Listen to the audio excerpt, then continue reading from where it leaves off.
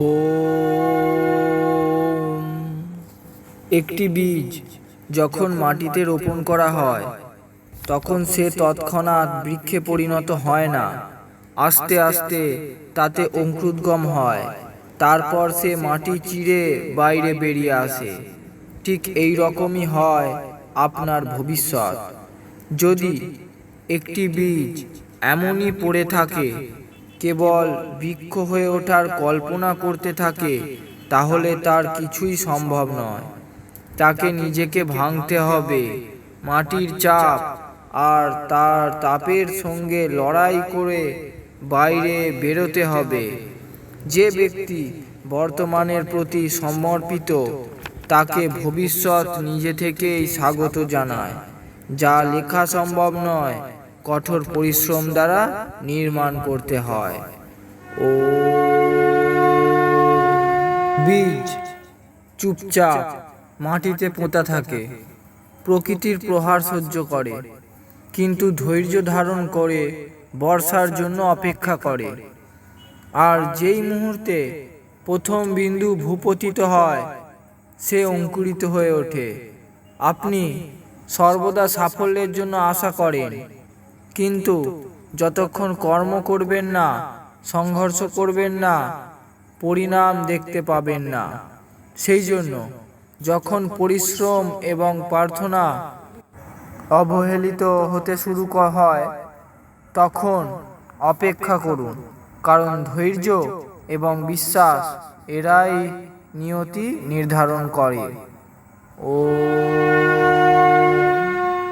ইতিহাস কেবল একটি বিষয় নয়, অতীতের ঘটনার বর্ণনা নয়, বরং সময়ের সঙ্গে অর্জিত শিক্ষা, স্মৃতি এবং সংস্কৃতির প্রমাণ, যে কিভাবে আপনার পূর্বপুরুষরা আপনি সমস্যার নিবারণ করেছেন আর তার থেকে কি শিখেছেন। শ্রীরামের পিতার প্রতিশ্রুতি পালনের জন্য রাজ সিংহাসন ত্যাগ করে বনবাস চয়ন করা, রাবণের সঙ্গে যুদ্ধে জয়লাভ করা কেবল একটি কাহিনী মাত্র নয়, বরং এ হলো মর্যাদা, রাজধর্ম, ত্যাগ এবং নিরন্তর চেষ্টার একটি ইতিহাস, যা আজও সকল প্রজন্মের জীবনে প্রেরণাদায়ী। ইতিহাস আপনাকে জুড়ে রাখে আপনার সংস্কৃতির সঙ্গে আর প্রস্তুত করে এক উত্তম ভবিষ্যতের জন্য। যে ব্যক্তি নিজের ইতিহাস বুঝতে পারে, সেই কেবল সৎ আর সংবেদনশীলভাবে জীবনযাপন করতে শেখে।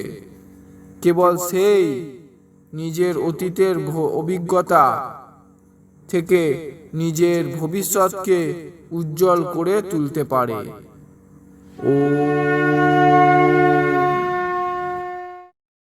যখন রোদ তীব্র হয়, প্রচণ্ড বৃষ্টি হয়, তখন কিভাবে নিজেকে বাঁচান? কোনো বড় বস্তু দিয়ে নিজেকে আবৃত করেন, অথবা নিজের সঙ্গে একটি ছাতা নিয়ে বেরোন, কারণ ছাতা খোলা মাত্রই আপনি সূর্যের তেজ এবং প্রকাশ দুটোর হাত থেকেই বাঁচতে পারেন। ঠিক সেই ছাতার মতনই হলো আপনার গুরুজনদের আশীর্বাদ। দুঃখীর সেবা করে প্রাপ্ত আশীর্বাদ হলো এক সদর্থক তেজের সুপ্রভাব। সেই জন্য সর্বদা সুকর্ম করুন, আশীর্বাদ পেতে থাকুন, কারণ আশীর্বাদ কেবল আপনার জীবন নয়, আপনার ভাগ্য পরিবর্তন করতেও সক্ষম। ও